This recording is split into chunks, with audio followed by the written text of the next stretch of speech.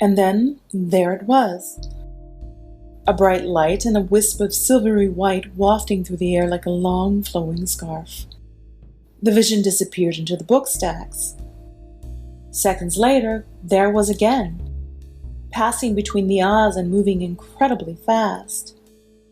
Bara jumped up and pursued, running down the aisle where it had last been. But there was no one there. She ran to the next row, and the next, and then retraced her steps. Definitely no one and nothing. Okay, what was going on? There seemed just one likely possibility. It was just a dream, freak. Bara laughed at her own silliness and went to return to the carrel, but stopped. On a neighboring shelf, one book hung over the ledge, threatening to fall to the ground.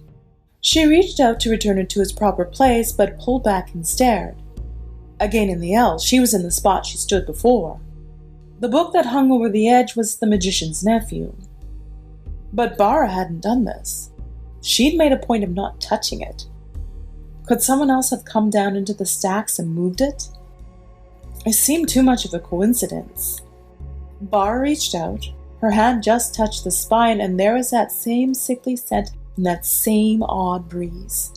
Someone stood just behind her now, breathing thick, floral-scented breath upon her neck. She spun around and found herself back in the dream terror of the night before.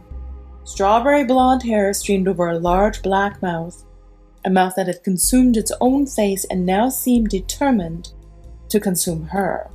The doppelganger had returned. A scream built up in Bara's throat, but it was never released. Behind her there was the thump of a book landing on the floor.